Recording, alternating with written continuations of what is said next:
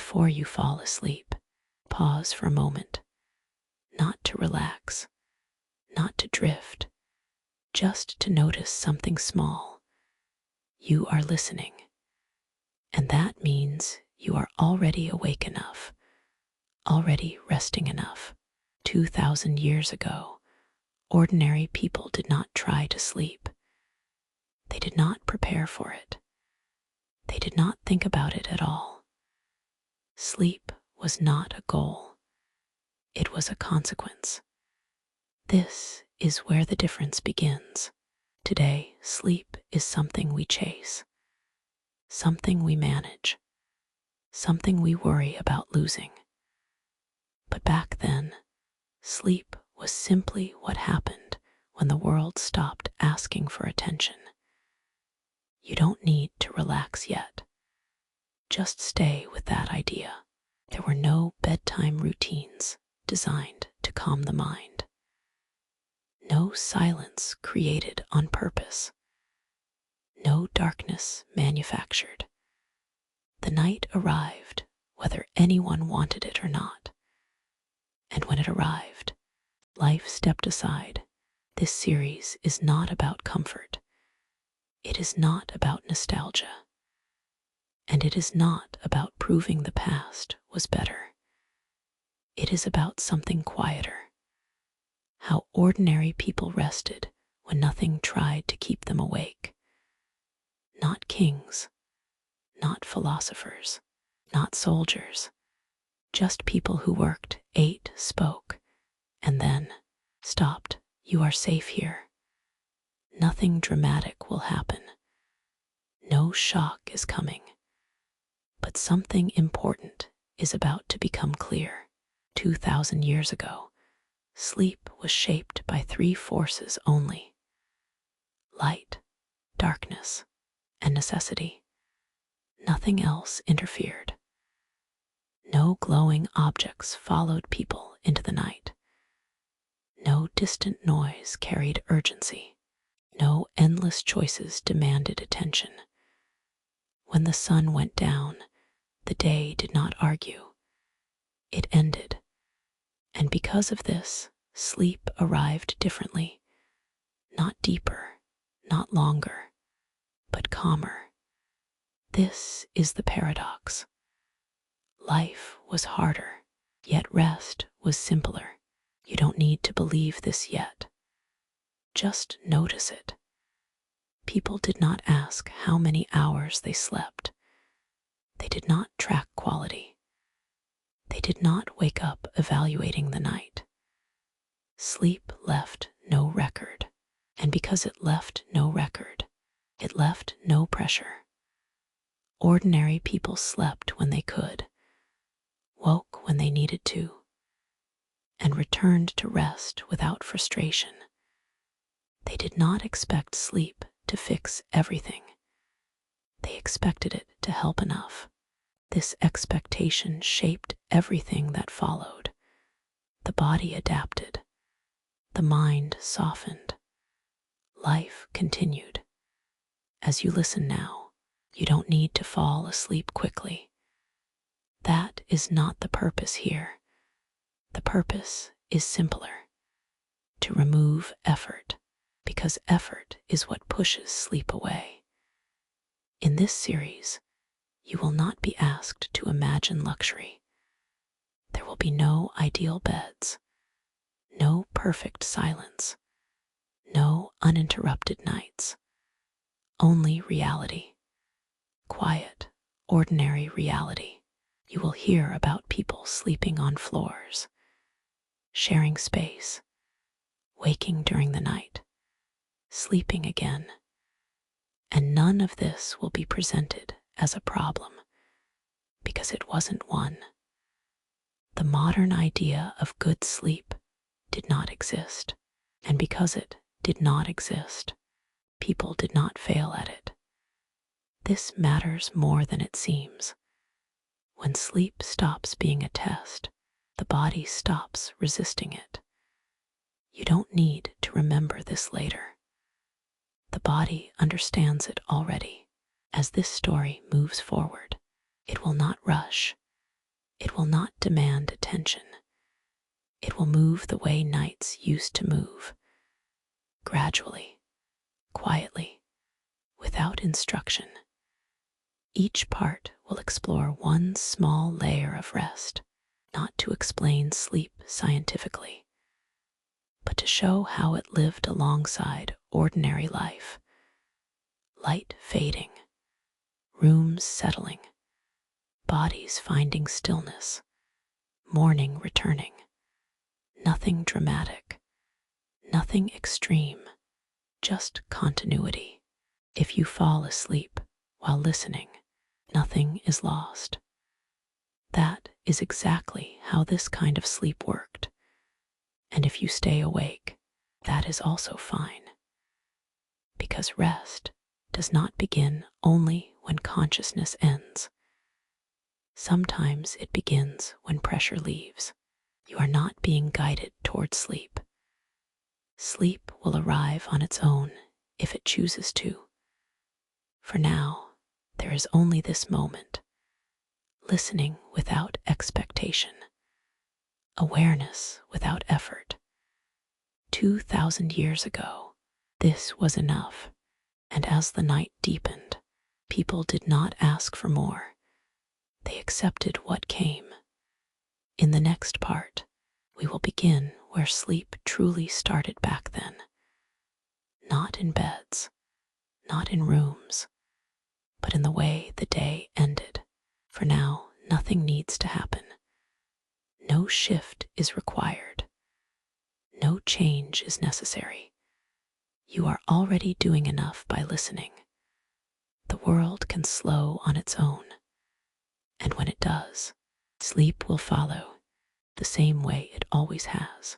Nothing more is required. Before the story moves forward, stay here for one more moment.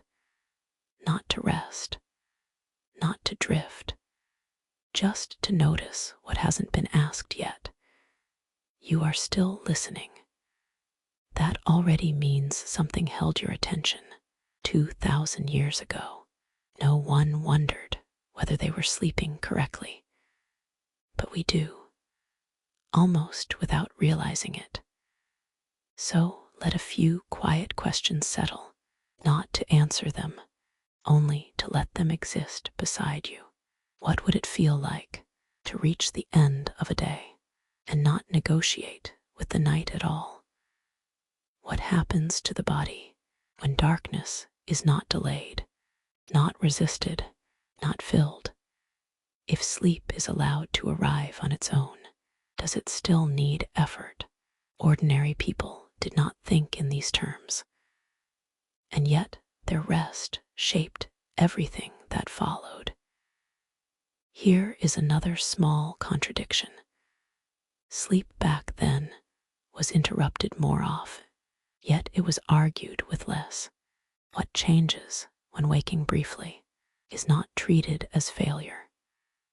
What shifts when rest does not have to be continuous to be enough. You don't need to decide. Just notice how the question feels. Think gently about this. If the night belongs to darkness and darkness belongs to rest, what happens when light stays too long? Not as a problem, as a difference. And one more thing to hold quietly. If sleep once followed rhythm instead of instruction, what parts of that rhythm still exist inside the body now? You are not being asked to return to the past, only to recognize what hasn't fully left. In the parts that follow, nothing dramatic will change. There will be no reveal, no sudden truth, only small layers being placed, one at a time. Each layer answers one simple curiosity, not loudly, not urgently, just enough to keep moving forward. You will see how the day ended, how light shaped rest, how bodies chose where to stop, how closeness replaced privacy, how interruption became normal, how warmth mattered more than comfort, how seasons bent sleep without breaking it. And by the time all of this settles, something subtle happens. Sleep no longer feels like a performance. It feels like a return, not yet, just later, naturally. For now, stay until the next part begins. Not because you must, but because the pace has already slowed enough to carry you there without effort. The night isn't asking anything from you. The story isn't rushing you, and nothing important is hidden ahead. Only continuity. Only calm unfolding. Only the way ordinary rest once worked. You don't need to solve these questions. They will soften on their own. Remain here for the next moment. That is enough to continue. Nothing more is required. The day is already slowing down. Not suddenly, not loudly. It simply begins to soften. You are here. There is no rush, nothing you need to do. 2,000 years ago, sleep was not something people prepared for. It arrived on its own. This is the first difference. Sleep did not begin when people decided they were tired. It began when the world itself became quiet. As you listen, you don't need to remember dates or places. You only need to stay where you are. The people of this time did not think of sleep as comfort. They thought of it as rhythm. The sun rose, work happened, the sun lowered, and rest followed. There was no clear line between waking life and sleep. One simply faded into the other. You might imagine beds, rooms, or routines, but none of those mattered yet. What mattered was light. When the light left, activity left with it. 2,000 years ago, artificial light barely existed for ordinary people. A small flame was precious. Oil was limited. Candles were not burned carelessly. Darkness was not an inconvenience. It was a signal. When the sky dimmed, streets emptied. When shadows grew longer, voices lowered. You are safe here. Nothing unexpected will happen. Without light, the body changed its pace. Eyes tired faster. Movements slowed. Thoughts became simpler. Sleep did not fight against the day. It followed it. People did not ask how many hours they slept. They only noticed when the body stopped asking for more. There were no clocks marking bedtime. No alarms planned for the morning. Time was felt, not measured. As evening came, tasks naturally ended. Farming tools were set aside. Market stalls closed quietly. Hands rested without discussion. This is the paradox. Life was harder, yet sleep came easier. Not because people were more relaxed, but because the world itself slowed with them. You can sense it now, that slowing. Sleep was not a reward after exhaustion. It was protection. Darkness brought danger. Cold brought weakness. Fatigue invited mistakes. So the body learned to rest early, deeply, without resistance. Ordinary people did not stay awake thinking. They stayed awake only as long as light allowed. The mind had fewer places to wander. The night offered fewer distractions. No glowing windows. No distant sounds of activity. No reason to remain alert. You don't need to imagine fear here, only quiet. Sleep became a shared agreement between the body and the environment. When darkness arrived, it was accepted. This is why sleep was different, not because people knew more about rest, but because they interfered with it less. As the evening deepened, families gathered close, not to talk, not to plan, simply to remain where warmth existed. There was no idea of staying up late. Late did not exist. The night belonged to stillness. You are lying down now, just listening. The same way someone might have listened to the last sounds of a village settling. A door closing softly, footsteps fading, the final movement of firelight against stone. Sleep came earlier, but it also came gentler. There was no pressure to fall asleep quickly, no effort to force rest. When the body was ready, it simply stopped. And yet, something small was already shaping this sleep. Something barely noticed at the time. Because while darkness ruled the night, human life was quietly changing with it. And over time, the way people slept would begin to shift. But for now, there is nothing to follow, nothing to solve. You are allowed to rest here. The world has slowed enough. Nothing more is required. The light is already changing. Not suddenly, just enough to be noticed.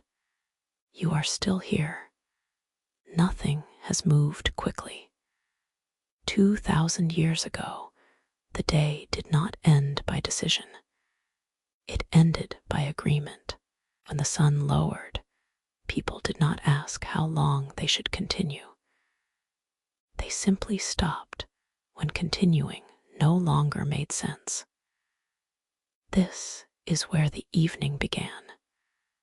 As you listen, you don't need to picture anything clearly, only a sense of slowing. Shops did not stay open late. Markets did not stretch into darkness. When the light softened, trade softened with it. Voices lowered before they disappeared. Footsteps shortened. Movements became careful. You are safe here. The day is already releasing you. In towns and villages, the ending of the day followed the same pattern. First, tools were set down. Then hands were cleaned, not rushed, not delayed. There was no concept of squeezing more time from the evening. Time was not something to be managed. It was something to step out of. As sunset approached, streets thinned naturally. People returned to familiar paths. Homes did not need to call them back. The day closed itself. You might imagine a clear moment when everything stopped, but it was never sharp. The end of the day arrived quietly. Children were gathered close. Elders stopped moving first. Work faded in layers. The busiest hours had already passed. As the sky dimmed, conversation became unnecessary. There was nothing new to add. People had already seen what the day offered. This is another paradox. Life demanded constant effort, yet the evening demanded nothing at all. You notice the space opening now, between one moment and the next. Cooking finished earlier than you might expect. Meals were simple by necessity. Food was prepared while light remained. Eating happened while hands could still see. No one lingered long after. The purpose had been served. Night did not invite activity, it discouraged it, and so the day ended, not with exhaustion, but with acceptance. Homes did not brighten as darkness arrived, they dimmed alongside it. Oil lamps were lit sparingly, only enough to finish what could not wait. The glow was small, intimate, temporary. You don't need to imagine warmth or comfort here, only continuity. Outside, streets grew unfamiliar quickly. Darkness changed distances. Familiar paths felt longer, so people stayed close, not out of fear, but out of practicality. The day had already ended. There was nothing left to gain from remaining awake. As evening deepened, sounds thinned further. Animals settled. Tools rested where they were left. Silence arrived gradually. You are still listening. That is enough. For ordinary people, the end of the day meant release from labor, from decision. Night was not something to fill. It was something to enter. This is why sleep followed so easily. The body had not been overstimulated. The mind had not been crowded. When activity stopped, nothing replaced it. People did not seek entertainment. They sought stillness without naming it. As the last light faded, the world offered no alternative but rest. And slowly, very slowly, the evening became night. But even now, the story is not finished. Because once darkness arrived, light itself would change how sleep felt, and in the next quiet moment, that small flame would begin to matter more than anyone expected. For now, there is no need to follow further. You are allowed to remain here. The day has ended, and rest has already begun. Nothing more is required. The darkness is no longer distant. It has arrived fully now, not suddenly, simply everywhere at once. You are still here. Nothing needs to change. 2,000 years ago, light was not constant. It was fragile. It appeared only when someone chose to create it. This is what made night feel different. Not frightening, just final. Before electricity, light was effort. Every small glow required preparation. Oil had to be saved. Wicks had to be trimmed. Fire had to be protected. You don't need to imagine brightness, only softness. An oil lamp did not push darkness away. It shared space with it. The glow was low, close to the ground, never filling a room completely. Shadows remained. Corners stayed dark. Walls moved gently as the flame shifted. You notice the pace slowing even more now. Light did not allow quick movement. Reading was rare.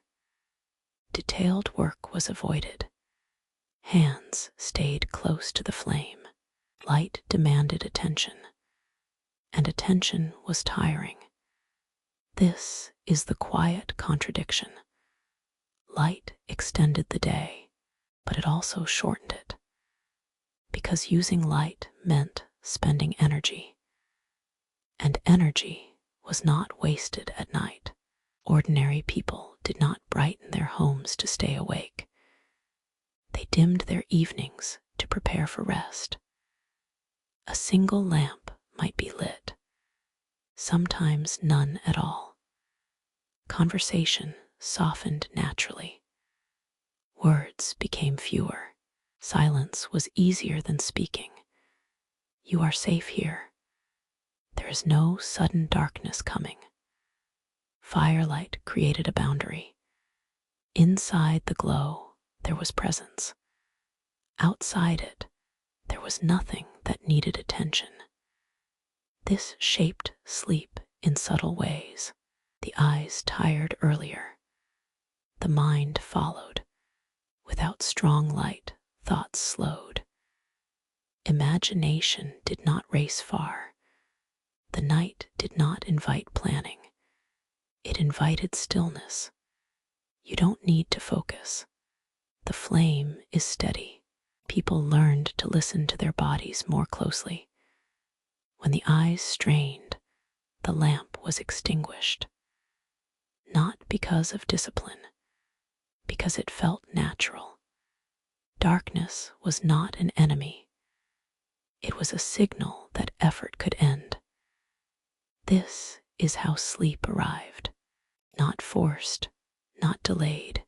As the lamp went out, there was no replacement for its glow. No second source. No backup light. Only darkness.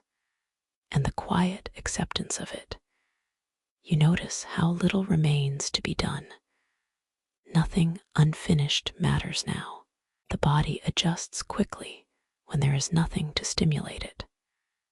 Breathing slows. Muscles soften.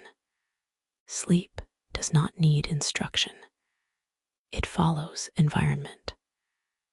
2,000 years ago, darkness guided rest more than intention ever could. And yet, this simple relationship with light would not last forever. Because over time, people would find ways to push back the night. Gently at first, then more insistently. But for now, the flame fades. Darkness returns fully. You are allowed to remain here. In the quiet after light, the night has settled, and sleep has found its place. Nothing more is required. The night has fully settled now. Not as an event, as a condition. You are still here. There is no movement you need to follow. 2,000 years ago, sleep did not belong to a room. It belonged to wherever the body finally stopped. This is important to understand, because beds, as we imagine them today, were rare. For ordinary people, sleep did not require furniture. It required rest. Most homes were simple spaces. One main room, few divisions, little separation between living and resting. You don't need to picture comfort, only practicality. When night arrived, the same place used for eating and working became a place for sleep. Nothing was transformed. Nothing was prepared elaborately. Mats were unrolled. Straw was gathered. Cloaks were folded. That was enough. The floor was not avoided. It was expected. Packed earth, stone, rough wood. Surfaces were firm. Bodies adapted. Softness was not a standard. It was a luxury. You are safe here. The ground is steady. In many homes, sleeping places were shared, not by design, by necessity. A single mat might hold more than one body. Children slept close to parents. Elders rested nearest the warmth. Space was used carefully. Nothing was wasted. Raised beds existed, but rarely for ordinary people. Wood was valuable. Craftsmanship took time. Even when a frame existed, mattresses were thin, stuffed with straw, dried grass, cloth remnants. Comfort was not layered, it was minimal. You don't need to feel discomfort here, only simplicity. Sleeping close to the ground had advantages. Warmth stayed low. Stability was certain. The body learned to rest without adjustment. No pillows arranged. No posture corrected. Sleep happened as it was. In colder regions, people slept near hearths. Not too close, just enough. The fire had already faded. Its presence remained as warmth, not light. This closeness shaped sleep. Breathing slowed with shared air. Movements became careful. No one expected silence. Only stillness. Homes were not soundproof. They did not need to be. Night sounds blended with rest. Cracking wood, settling walls, soft breathing nearby. You notice how little separation exists between people here. Privacy was not missing. It was simply not expected. Sleep was communal by nature, not intimate, not distant, just shared. Some slept on benches along walls, others near storage spaces, wherever there was room to lie down. The idea of a personal sleeping space would come much later. For now, sleep adapted to the structure of the home, and the home adapted to daily life. You don't need to imagine preference, only acceptance. Bodies learned where rest could be found, and returned there each night without thought. Even travelers slept where space allowed. Barns, porches, near animals. Sleep followed exhaustion, not arrangement. This is the quiet paradox. Sleep was less comfortable, yet it arrived without resistance, because there was no expectation for more. Ordinary people did not evaluate their sleep. They did not improve it. They did not optimize it. They simply lay down. You are allowed to rest here as well. There is no correct surface, no perfect position. The body finds what it needs when nothing interrupts it. As the night deepened, movement stopped completely. Not by rule, by fatigue. Sleep came unevenly. Some drifted quickly, others slowly. No one measured this difference. It did not matter.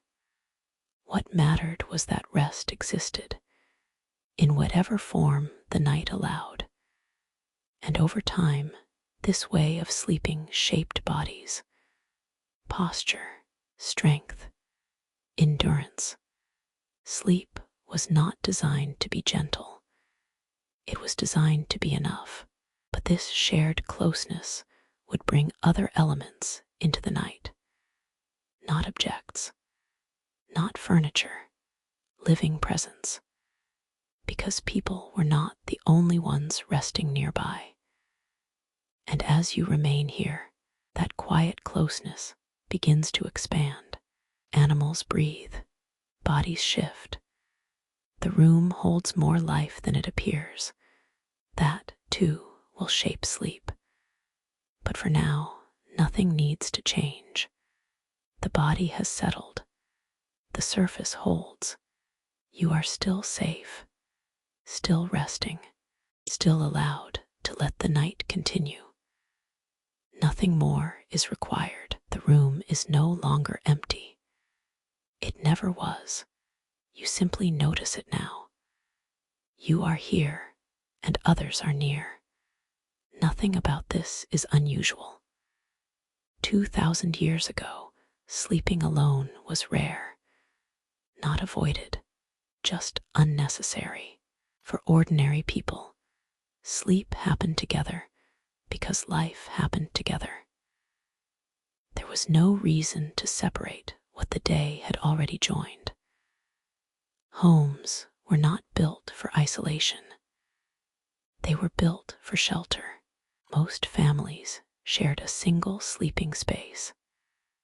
Parents, children, sometimes grandparents. You don't need to imagine crowding, only closeness.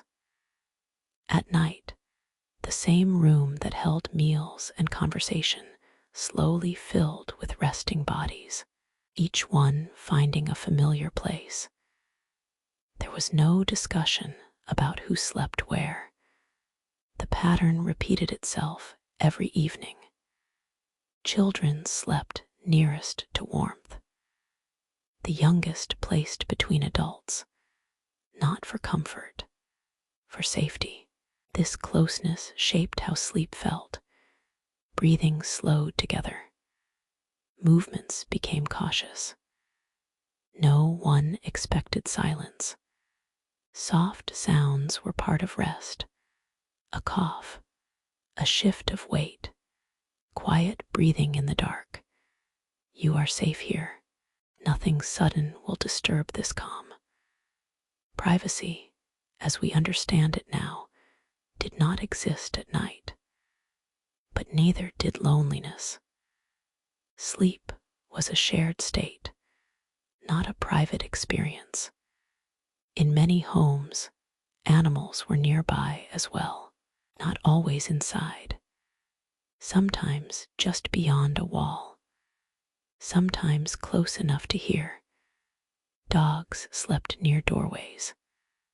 Livestock rested in attached spaces.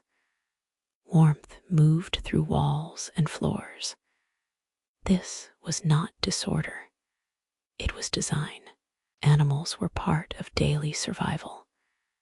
Keeping them close meant protection, for them and for people. Their presence changed the night.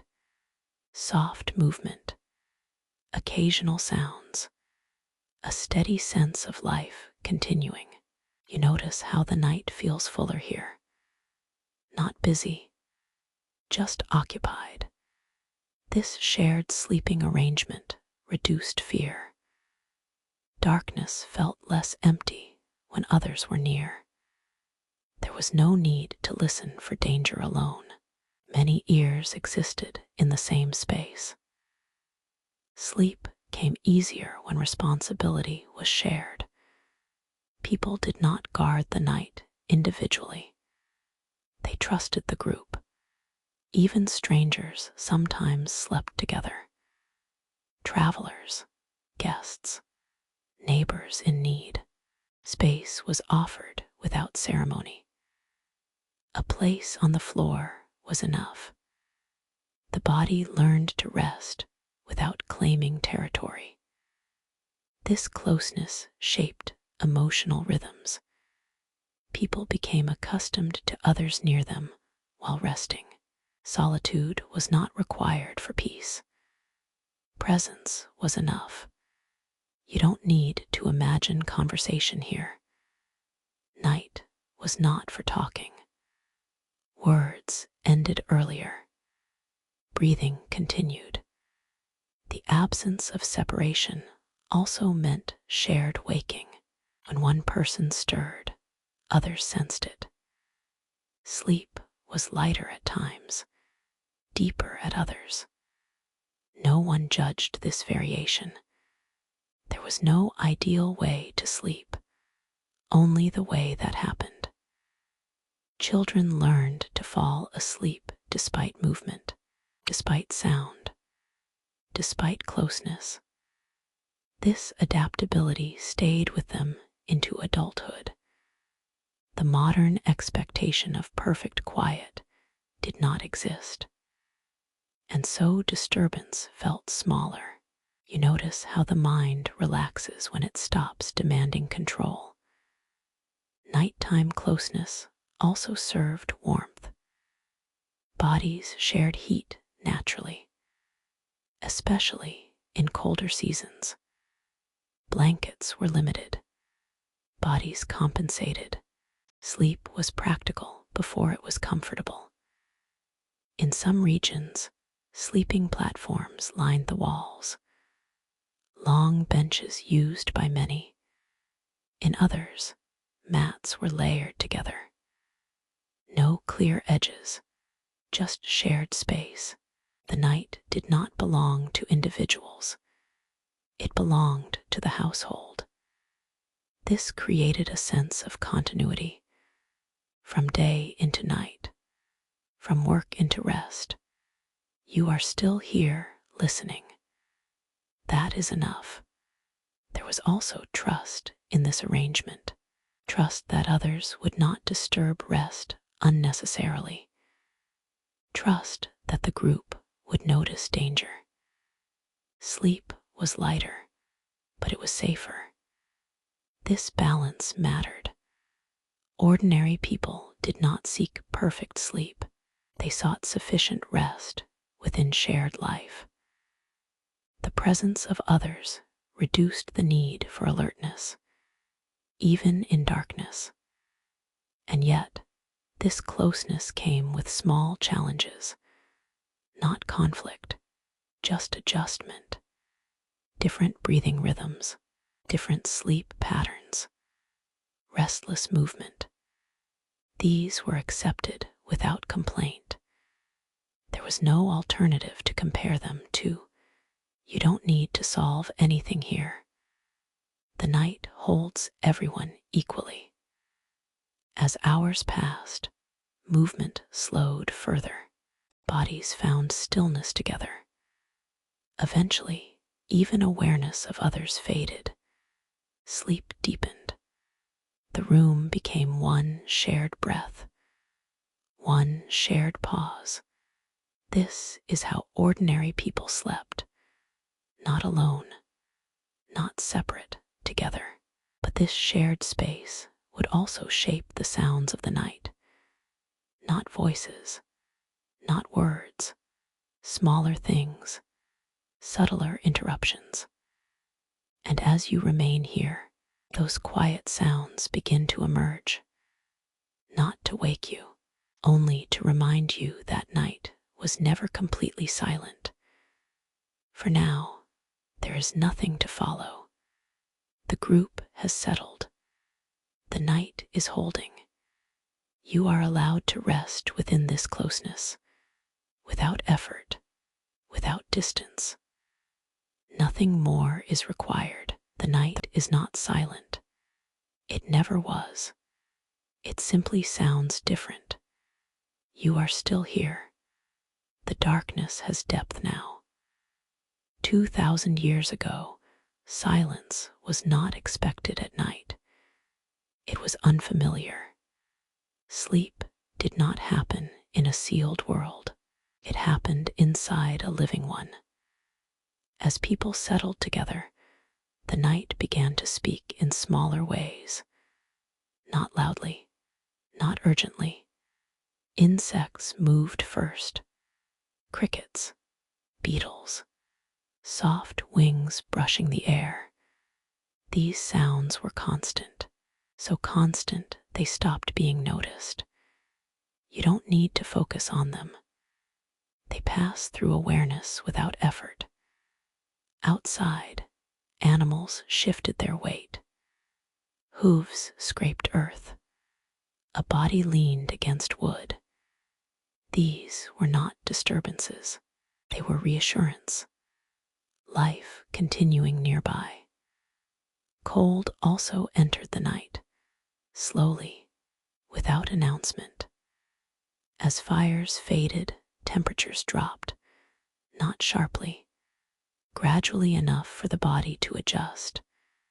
People shifted closer together, pulled fabric tighter, moved without fully waking. You are safe here. Nothing sudden will interrupt rest.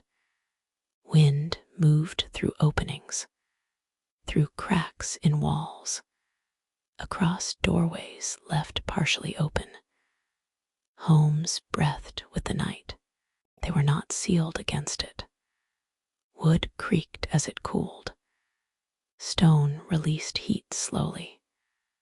Roofs settled under changing air. These sounds blended into the background of sleep. They were not named, they were accepted. Even footsteps outside were not always alarming. Someone passing, a neighbor returning late, a guard moving slowly. The mind learned which sounds mattered and which did not. This skill developed naturally, without effort, without instruction. Sleep was lighter at times because it needed to be, not restless, responsive. People could wake briefly, notice a sound, and return to rest without anxiety. You don't need to stay alert here. The night is stable. Interruptions were small and frequent, but they were familiar, and familiarity softened them. A child turning over, someone coughing, a quiet murmur before sleep returned. These moments did not break rest. They shaped it. The idea of uninterrupted sleep did not exist, and so it was not missed. People slept in cycles. Light rest, deeper rest, brief waking, then rest again. This pattern followed the body's natural rhythm, not a schedule, not a rule. You notice how the body relaxes when it does not resist waking. Nighttime interruptions were not failures of sleep. They were part of it. Cold sometimes woke people fully, especially before dawn. When this happened, there was no frustration, only adjustment. Another layer of cloth, a closer position. Sleep returned when warmth returned. Insects sometimes landed on skin. This was expected. Hands brushed them away without opening eyes. There was no irritation to grow into wakefulness, only habit. Rain sounded louder then, on roofs, on earth, on leaves. It did not disrupt sleep, it deepened it. Rhythmic sounds pulled attention inward. Breathing matched the pattern. You don't need to follow every sound. They pass on their own. Night was also long, longer than most modern nights feel. With more darkness, the body experienced more small waking moments. None of them urgent, none of them lasting. Sleep stretched across time instead of compressing into it. This created rest without pressure. No need to remain asleep continuously. No need to control the night. People trusted sleep to return when needed, because it always had. This trust mattered. It removed anxiety from rest. You are still here. Listening is enough. Over time, these night sounds shaped resilience. People learned to rest anywhere, despite noise, despite movement, despite change. Sleep became adaptable, flexible, durable. The modern idea of perfect quiet was unnecessary, because perfection was never expected. Ordinary people rested within imperfection and found it sufficient. As the night moved toward its deepest hours, sounds thinned again, not vanished, softened. Breathing became the dominant rhythm, near, steady, shared. Eventually, even awareness of sound faded.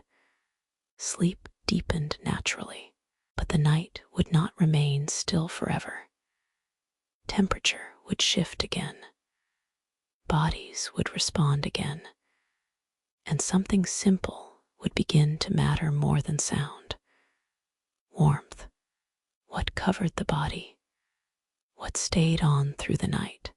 For now, nothing needs attention. The night is holding. Sleep continues in waves. You are allowed to remain here without listening for anything, without waiting. Nothing more is required. Warmth becomes the quiet focus now. Not comfort, just enough. You are still here. The night has cooled further. 2,000 years ago, sleepwear did not exist. There was no separate layer for night. People slept in what they had worn during the day. The same garments, the same fabric. This was not a choice. It was practicality. Clothing was valuable. Each piece took time to make. Wool spun slowly. Linen woven carefully. You don't need to imagine softness. Only use. Day clothes were night clothes. Cloaks became covers. Tunics stayed on. Belts were loosened, not removed. This continuity mattered. It kept warmth close. It reduced effort. Undressing fully was uncommon, especially in shared spaces, especially in colder regions. You are safe here. Nothing is exposed. Nothing is rushed. Blankets were limited. Some homes had one. Many had none. Animal skins were used where available. Heavy, durable, warm. Others relied on layered fabric. Cloaks folded twice. Wool pressed close to the body. The goal was not softness. It was insulation. Sleeping near others provided additional warmth. Bodies shared heat naturally. This was understood without explanation. Children were placed where warmth lasted longest, between adults, away from drafts. You notice how stillness preserves warmth. Movement lets it escape. People learned to sleep without shifting much. Stillness was efficient. Hearths were allowed to fade before sleep deepened, not extinguished entirely, just reduced. Fire provided warmth earlier. Bodies carried it forward. In warmer climates, clothing was lighter, but still worn through the night. Protection mattered, from insects, from cold air, from rough surfaces. You don't need to focus on discomfort. The body adapts quietly. Feet were often kept covered. Extra fabric wrapped loosely. Heat escaped there first. Hands stayed near the body. Arms folded naturally. Posture became compact. This compactness conserved warmth. It also encouraged stillness. Sleep followed efficiency, not luxury.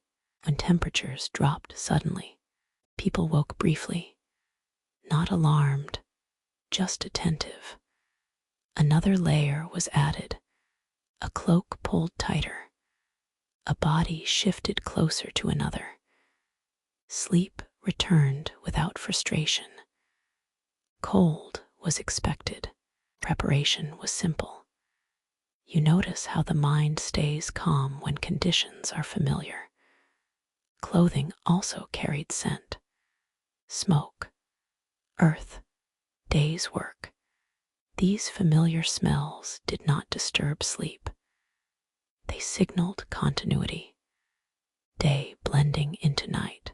Cleanliness followed a different rhythm then.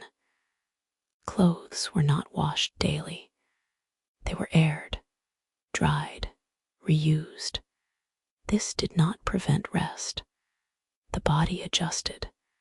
The mind did not fixate. Warmth mattered more than freshness. Safety more than comfort. In colder seasons, extra layers stayed on constantly. Day and night blurred. Only activity changed. Winter sleep was longer, deeper at times, interrupted by cold more often.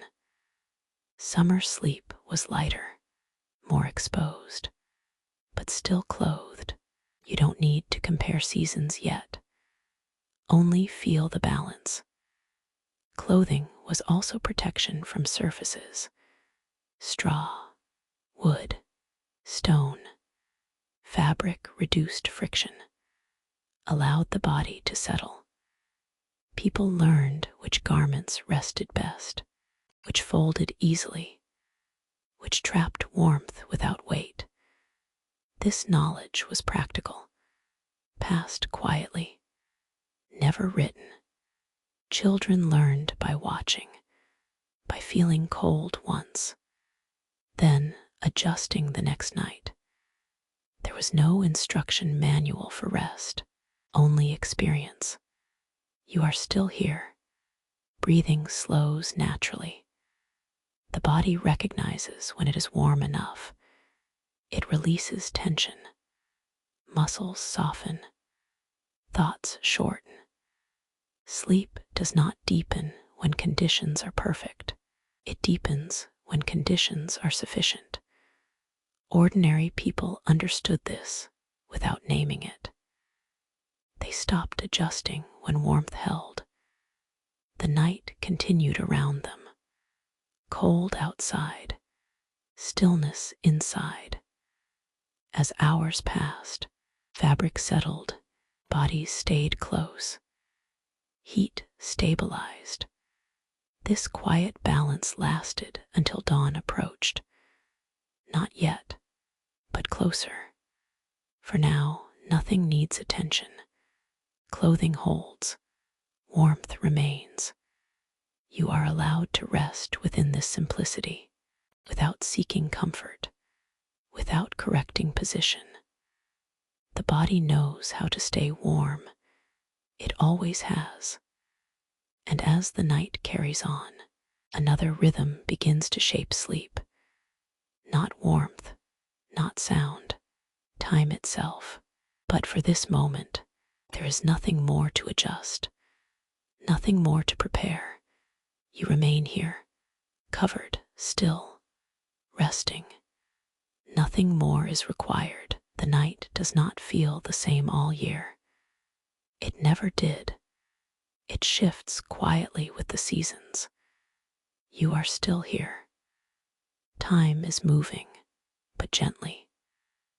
2,000 years ago, sleep followed the calendar without being told.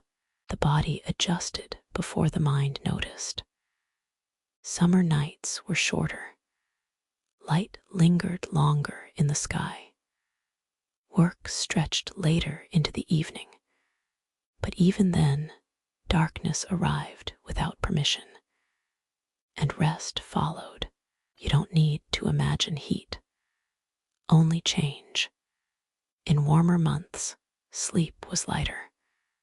Bodies rested without heavy covering. Windows and doorways remained open. Air moved freely. People woke more easily, not because sleep was worse, because dawn arrived sooner. Summer sleep came in softer layers, brief drifting, gentle waking. Rest returned easily. You notice how the body adapts without resistance. Winter sleep was different. Longer nights, earlier darkness, colder air settling before evening ended. Rest began sooner, not by rule, but by necessity. There was little reason to stay awake once light was gone.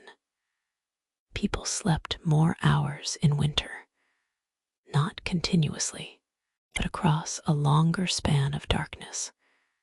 You are safe here. The season does not demand anything from you.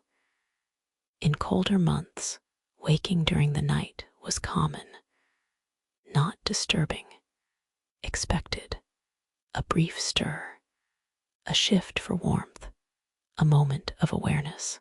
then rest again. Sleep stretched and folded with the night. It did not rush toward morning. In spring and autumn, sleep found a balance. Evening cooled gradually. Morning light returned gently. These seasons offered the most stable rest, not too short, not too long. You don't need to compare them. Only notice the rhythm. Seasonal work shaped sleep as well. Harvest demanded long days. Rest followed deep and early. Winter tasks were quieter. Indoor work, repair, waiting. The body mirrored this pace. More stillness, more time resting. People did not fight these changes. They did not label them as problems. They accepted them as cycles. You notice how acceptance softens effort. Seasonal sleep also affected dreams. Longer nights brought longer drifting. Short nights brought lighter impressions. No one tried to control this. It was observed, not managed. Children learned seasons through sleep before they learned them through words. They felt longer nights, shorter mornings, changing warmth. This awareness settled into the body early. Animals followed similar rhythms, resting longer in cold, moving earlier in warmth. People noticed this without separating themselves from it. They were part of the same cycle. You are still listening. That is enough. Seasonal sleep reduced pressure. No single pattern had to work all year. Rest adjusted itself. This flexibility mattered. It kept sleep from becoming a struggle. There was no expectation of consistency, only sufficiency. In long winter nights, people sometimes rested in two stretches. A deeper sleep early, a lighter rest later. Between them, there was no activity, only stillness, quiet awareness, then sleep again. This was not insomnia. It was normal. You don't need to label waking as a problem. The night holds space for it. As seasons passed, the body remembered.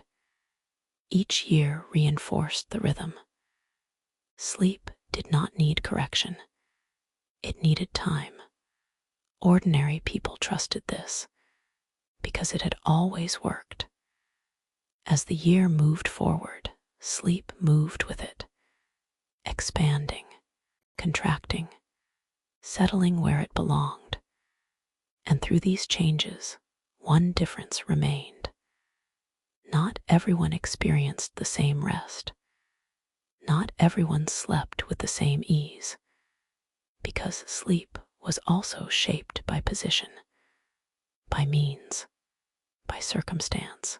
And as you remain here, that quiet difference begins to take form, not as conflict, as contrast. For now, the season holds steady. The night remains. Rest continues at its own pace.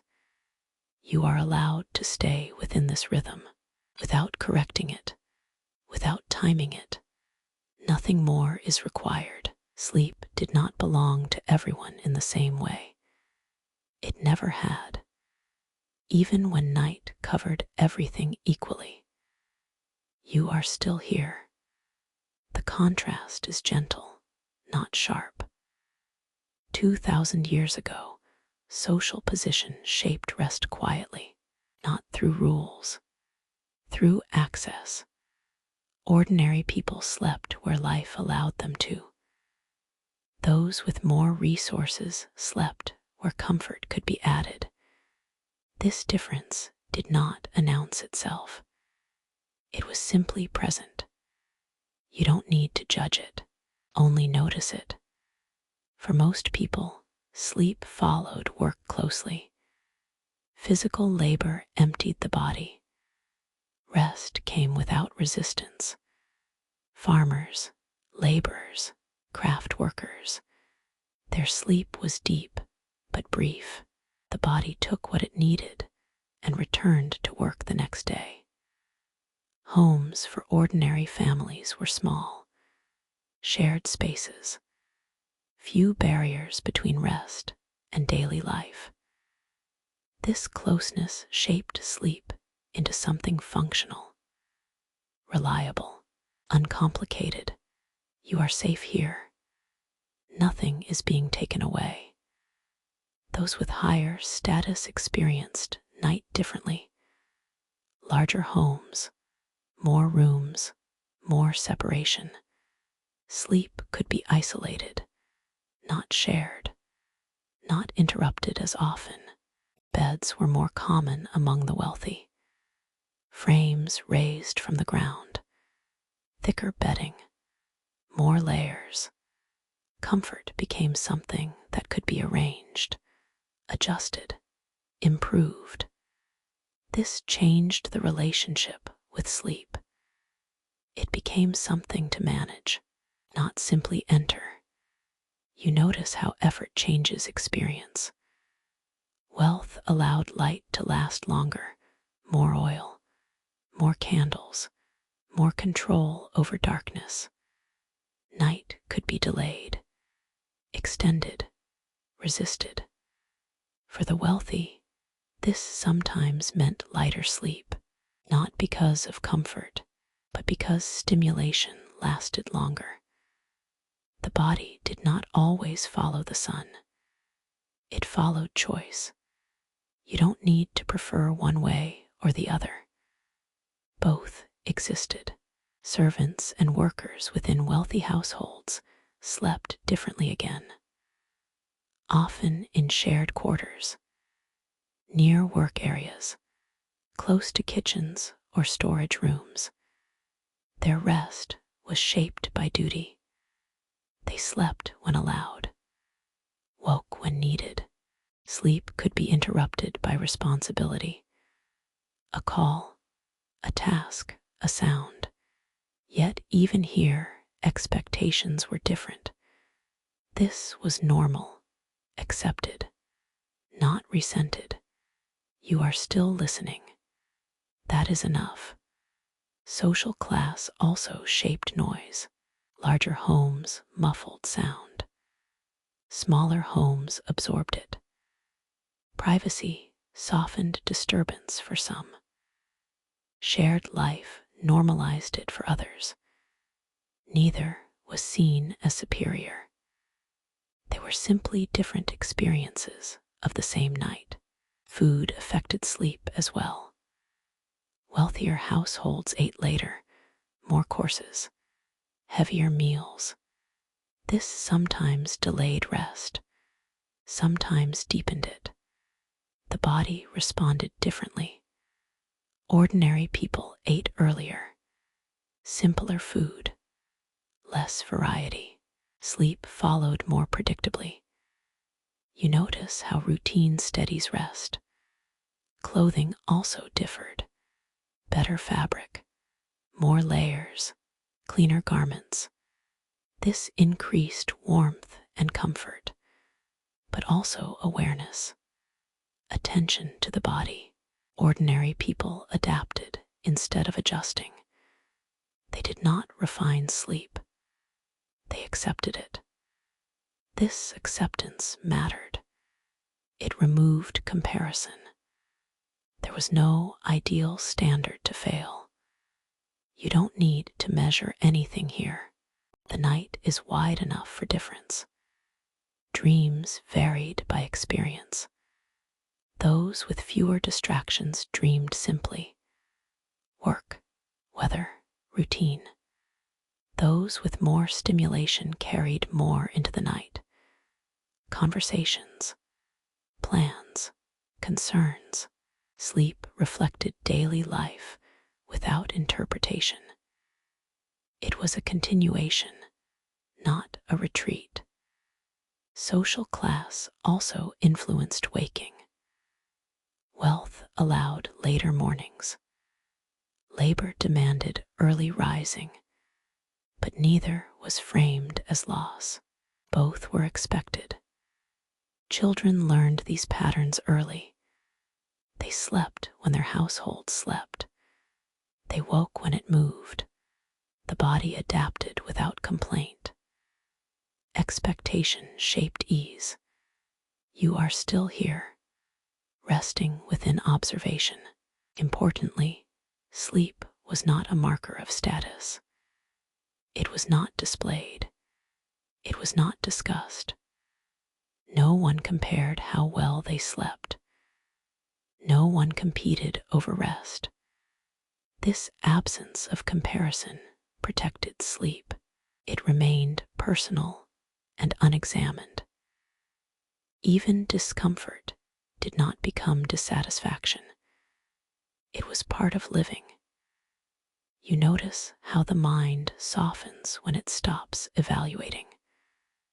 The wealthy may have slept more comfortably, but ordinary people often slept more deeply. Not because of effort, because of rhythm. Both forms of rest had limits. Both served their lives. Sleep matched circumstance. It always had. As societies grew more complex, these differences would widen. Comfort would increase for some, disruption for others. But at this moment in time, sleep remained close to necessity. Even when shaped by class, the night did not ask who you were, only how the body would settle. You are allowed to rest here without identity, without position, without comparison. As hours passed, distinctions faded. Breathing slowed everywhere. Darkness equalized space. In the deepest part of night, sleep felt similar across homes. Stillness, release, temporary forgetting. Yet morning would return differently for each, and with it, new demands on rest. Because not all bodies woke healthy, not all nights healed. Pain existed, illness existed, and sleep had to accommodate them as well. As you remain here, that quieter challenge begins to surface. Not urgent, not alarming, just present. For now, nothing needs attention. The contrast has settled. The night continues. You are still safe, still resting, still allowed to drift without comparison. Nothing more is required. The night does not heal everything, but it tries, quietly, without promise. You are still here. The body is present now, not abstract, not distant. 2,000 years ago, sleep often carried pain with it, not as an exception, as part of living. Illness did not wait for daylight. Injury did not pause at night. The body rested while discomfort remained. You don't need to imagine severity, only persistence. A sore joint, a strained muscle, an old wound that never fully settled. These followed people into rest. They were not left behind. There were no quiet rooms designed for recovery, no controlled environments, no reliable relief. Sleep happened alongside pain, not after its removal. This shaped expectations. Rest was not required to be perfect to be useful. You are safe here. Nothing sharp will interrupt this moment. People adjusted their position carefully, not searching for comfort, searching for tolerable stillness. A folded cloth under a joint, a different angle of the body, a slight turn to ease pressure. These small changes mattered. They were learned slowly, remembered quietly. Illness often brought lighter sleep, more waking, more awareness. But this was not fought. It was allowed. The body rested when it could. Nighttime care was communal. Someone nearby noticed changes: breathing, movement, restlessness. Water was offered, a cloth adjusted, a body supported. Care did not require expertise. It required presence. You notice how presence steadies the night. Fever changed sleep entirely. Heat rose and fell. The body drifted in and out. Dreams became vivid. Thoughts loosened. Sleep thinned. These experiences were not named. They were endured, supported when possible. The night was longer for the ill. Time stretched without distraction. No light to shorten it. No activity to interrupt awareness. Yet even here, sleep returned in fragments, moments of rest between waking. This fragmented sleep still mattered. It was not dismissed. It accumulated slowly. You don't need to be fully asleep for rest to work. The body knows this. Injury brought its own challenges: broken bones, sprains, cuts healing unevenly. There were no painkillers to erase sensation, only positioning, warmth, time. Sleep became an exercise in patience, not endurance, acceptance. People learned to rest without moving, to let sleep come when the body allowed it. Night after night, healing progressed quietly, not measured, not tracked, simply felt. You are still here. Listening is enough. Children slept through illness differently. Their bodies shifted quickly. Fever rose and fell faster. Sleep returned sooner. Adults carried ailments longer.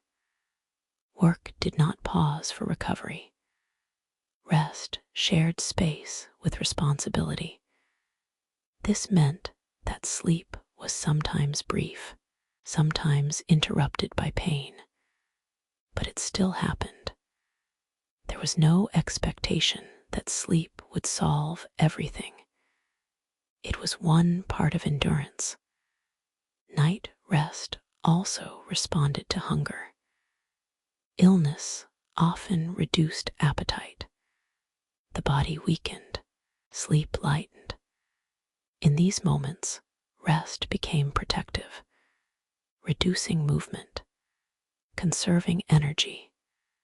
You notice how the body prioritizes quietly. There were also nights when pain eased only after darkness, when stillness reduced strain, when warmth settled joints. Sleep brought relief without explanation. It did not fix the cause. It softened the experience. The absence of noise helped. The absence of demand helped more. No one expected productivity from the ill at night. Night was already a pause. This cultural understanding mattered. It allowed rest without guilt. You don't need to justify rest here. The night accepts it. Mental strain also followed people into sleep. Worry, anticipation, uncertainty.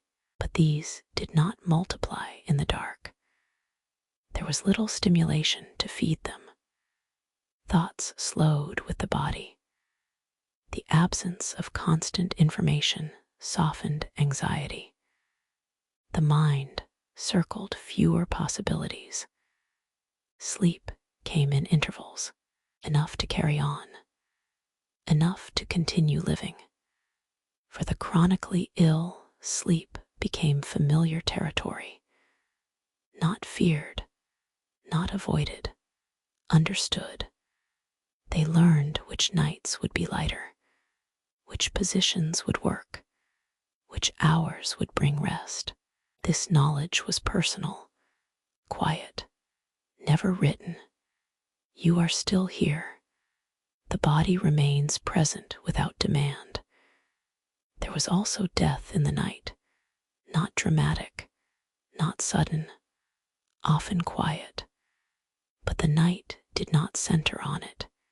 It continued. Rest continued for others.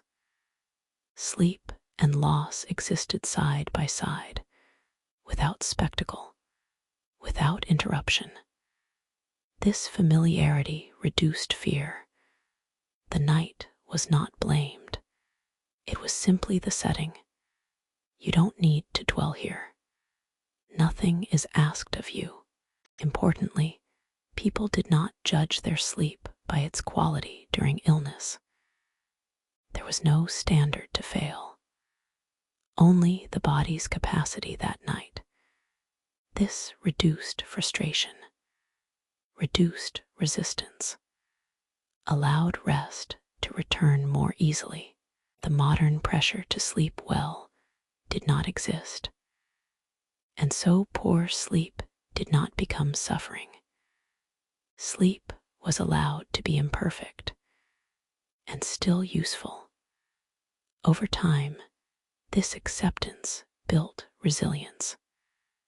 Bodies learned to recover without ideal conditions. You notice how acceptance creates space.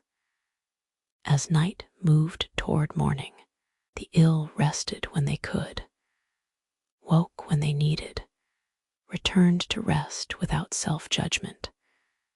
The body guided the rhythm, not expectation, not schedule. This relationship with sleep was practical, grounded, human. It did not promise comfort. It offered continuation. And continuation mattered. It allowed life to proceed despite discomfort. As the hours thinned, the night prepared to release its hold. Not fully yet, but soon. Before that, another quiet layer remained, one that lived entirely inside the mind. Not pain, not illness, images, impressions, dreams. As you remain here, the night turns inward, toward what appears when the body loosens its grip. For now, there is nothing to analyze. Rest exists alongside discomfort, and that is enough. You are allowed to remain here, without fixing anything, without expecting recovery tonight.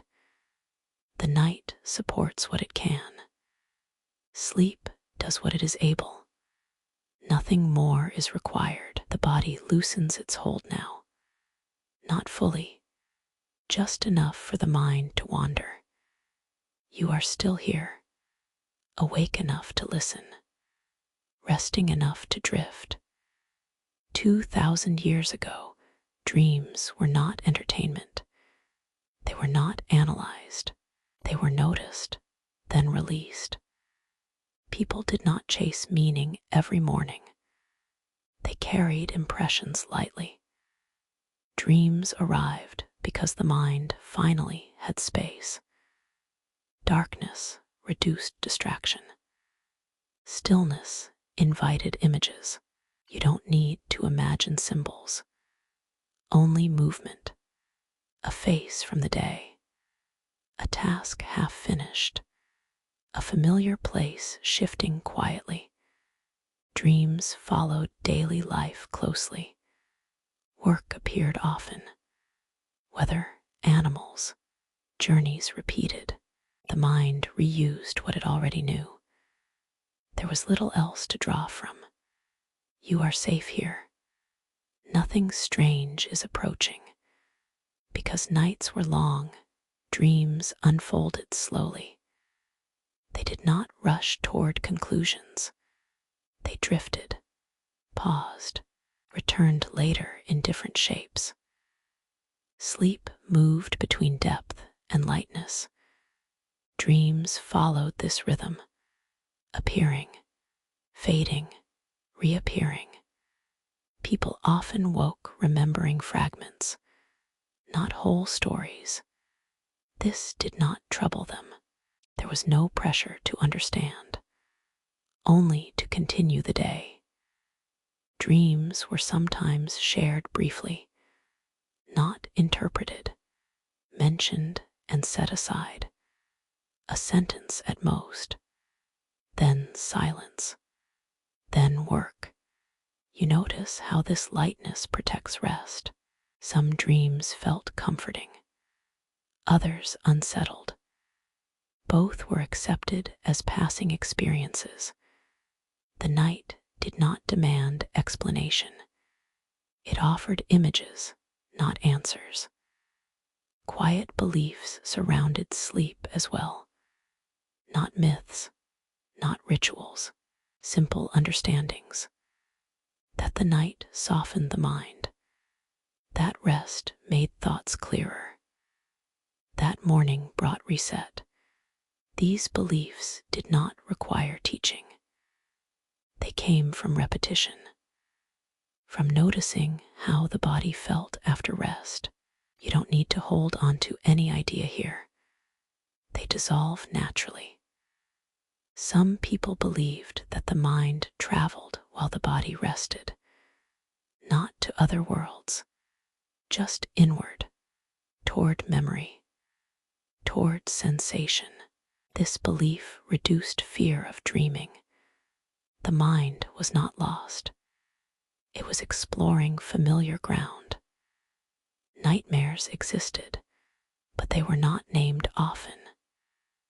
Bad dreams were seen as disturbances, not warnings. People woke, shifted position, returned to sleep. No lingering anxiety followed. Morning light thinned the images. They lost weight quickly. You are still here. Breathing remained steady. Children dreamed vividly.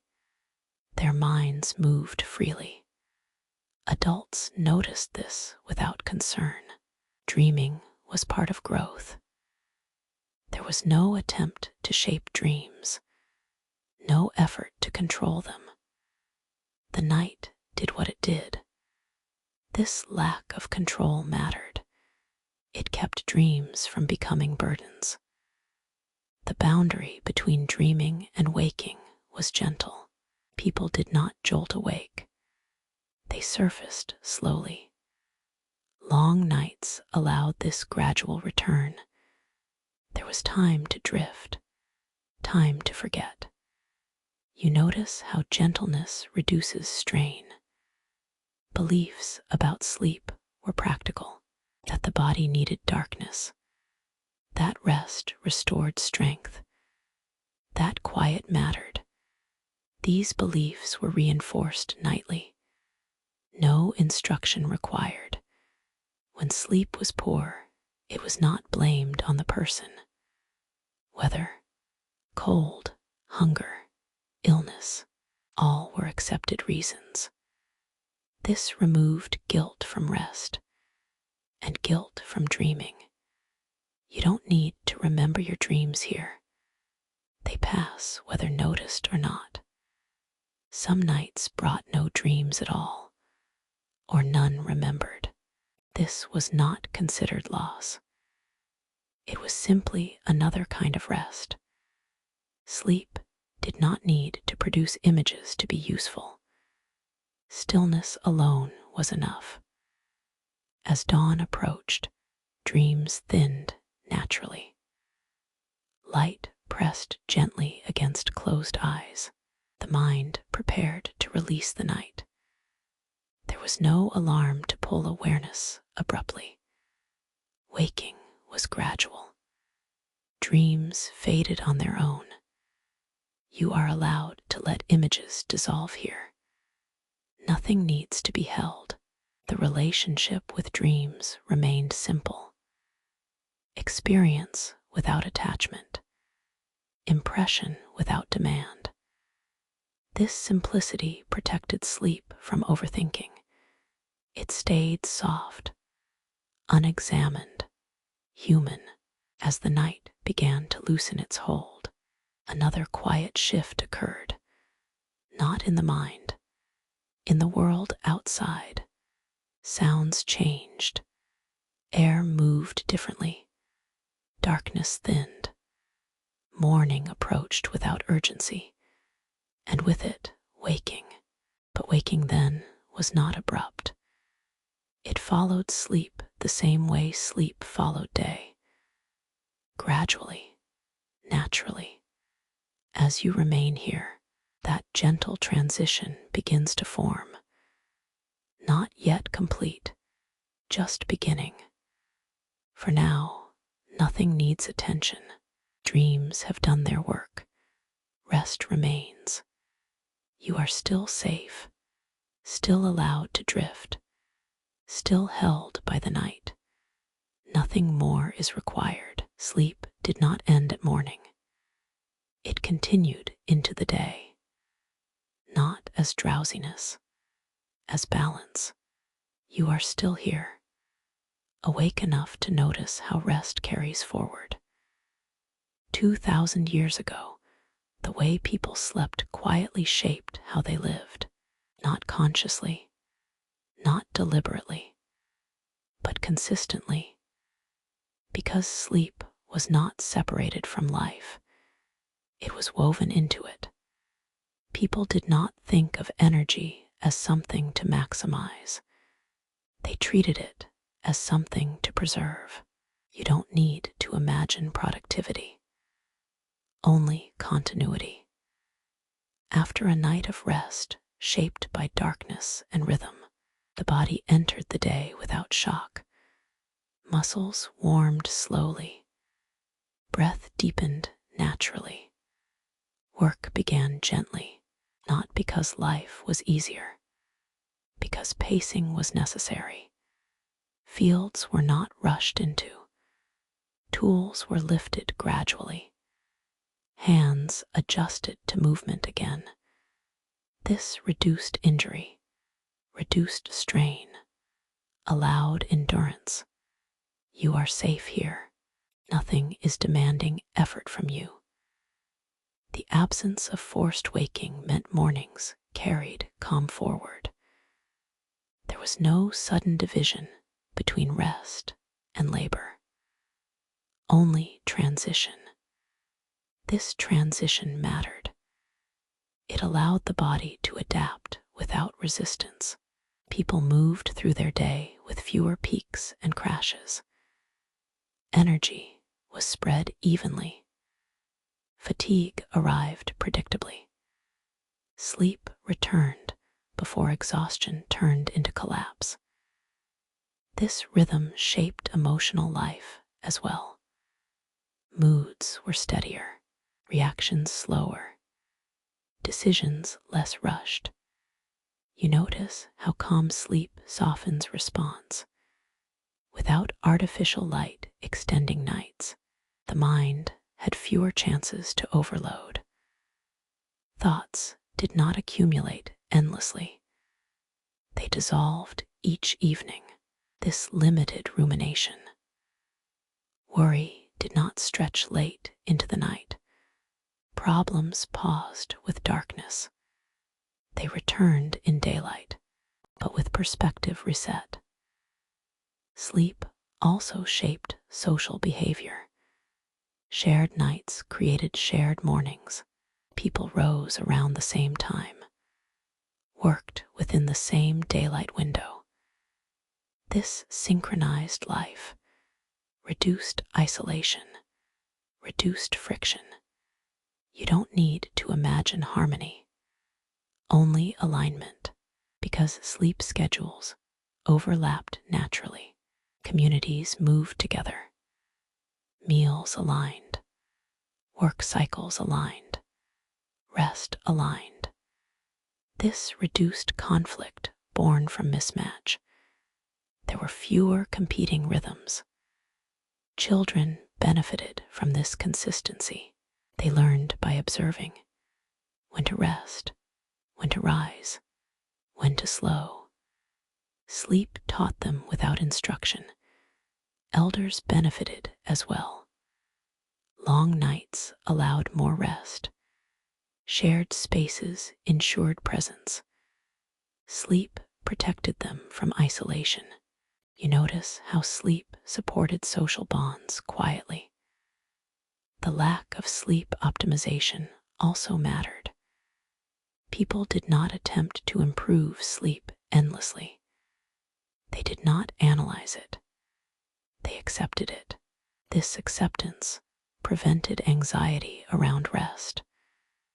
Poor sleep did not become failure. Good sleep did not become expectation. Sleep remained neutral, a background function, not an identity. This neutrality preserved mental ease. The night did not become a performance. Daily planning also reflected this rhythm. Tasks were arranged around daylight, not squeezed into late hours. This limited overextension. Work ended when visibility ended, not when ambition did. You don't need to imagine limitation as loss. It was structure. Structure protected the body.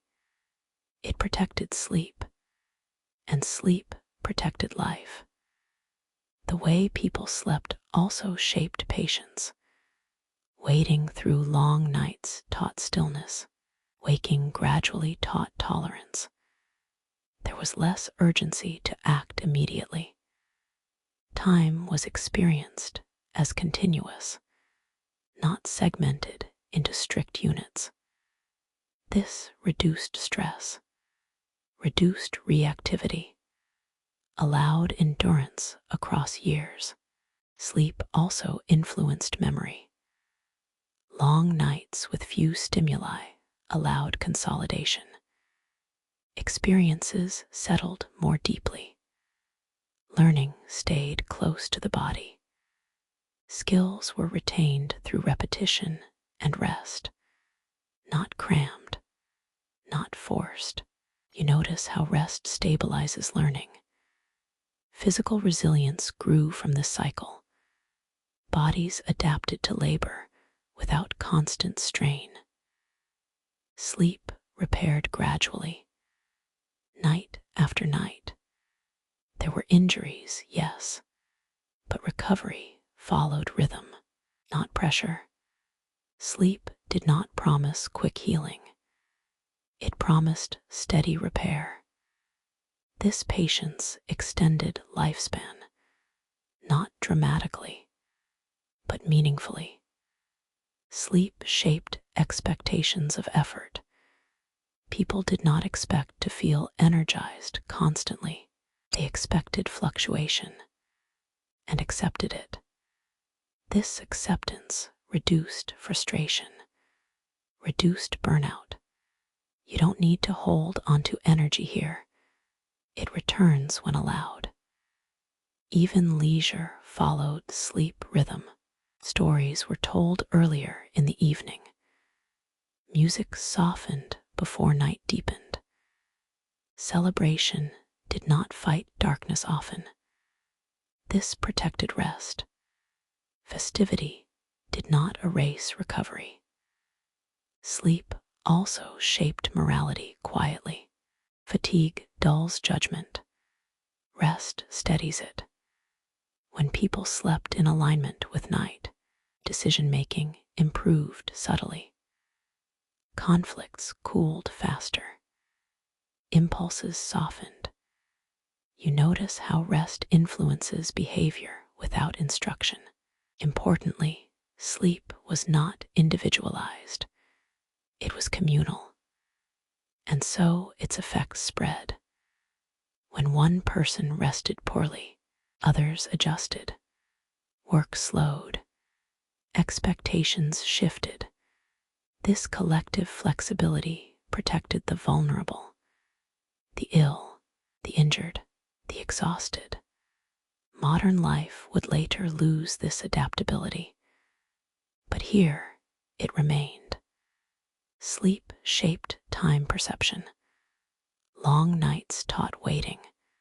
Short days taught efficiency. People learned to work within limits, and limits preserved them. You are still here. The rhythm continues gently. The absence of constant stimulation also shaped creativity. Ideas formed slowly. Thoughts matured over days. Sleep supported incubation. There was no urgency to produce immediately, only to continue steadily. Sleep did not interrupt life. It regulated it. Over years, this regulation shaped culture. Festivals followed seasons. Work followed light. Rest followed darkness. These patterns repeated until they became invisible. Normal, expected, unquestioned. You don't need to judge this world. Only notice how integrated rest was. The greatest effect of this sleep was not comfort, it was sustainability. People lived within their energy budget. They did not borrow excessively from the night. This reduced collapse, reduced chronic exhaustion, reduced mental fragmentation. Sleep shaped resilience quietly, day after day, year after year. And because sleep was allowed to be imperfect, life did not stall when it was. This flexibility mattered more than quality. It kept movement possible. As time passed, technology would change this relationship. Light would extend nights. Schedules would compress rest. Sleep would become something to manage. But here, in this time, sleep shaped life gently, without conflict, without struggle, without ambition. You notice how gentleness accumulates strength. Ordinary people did not build their lives around sleep. Sleep built their lives around rhythm. This is what carried them forward, not comfort, not optimization. Balance. As the day progressed, the effects of night remained present.